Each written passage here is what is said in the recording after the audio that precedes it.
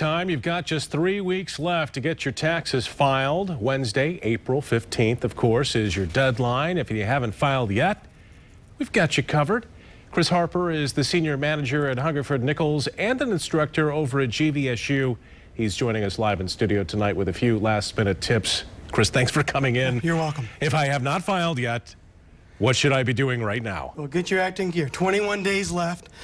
Your 2013 tax return is a great place to start, but all those things you received in the mail, the W-2s, 1099s, make sure you gather that because the IRS knows about that information, and if you don't report it, you will get a love letter from them. I guarantee it. Right. Okay? With the last minute, you know, there's a lot of mistakes I'm sure that can be made at this time because everyone's rushing and maybe not paying particular attention. What do you see as the most common mistakes being made out there? Math errors are pretty typical, so mathematical stuff. Triple check your social security numbers for yourself and dependents. Triple check that bank information for direct deposit, that kind of stuff. And you know what? If you find yourself in a little bit of a pinch and you say, I don't have enough time, go ahead and file for an extension. That's an automatic thing for 6 months. But you should remember that an extension of time to file is not an extension of time to pay any tax that is due.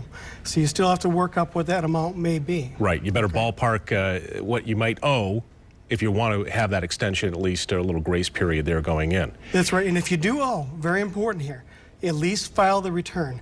The penalty for failure to file is much more significant than the failure to pay. Right. So don't put your head in the sand. At least file the return, and then you can deal with the payment a little bit later. That's a good point. Let's talk about insurance. If you don't have insurance, what type of fines can you expect to pay? This is a new thing this year. The Affordable Care Act has a lot of tax-related provisions. Right. And you're going to fall into one of three camps. You either had health insurance all year, which, you know, like yourself and myself, for a lot of us, we just check a box. But if you didn't have health insurance, and you should have, there may be an individual shared responsibility payment. That's $95 this year, or 1% of your income, whichever's bigger.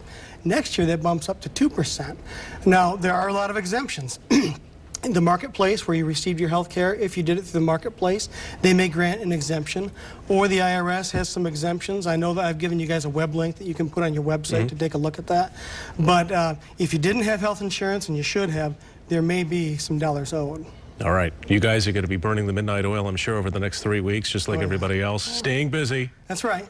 It's that time of the year. Chris Harper with Hungerford Nicholas and an instructor over at GVSU. That's right. You love that job, too. I love it. Yeah. Chris, thanks for coming in tonight. Thanks for the tips. Brian.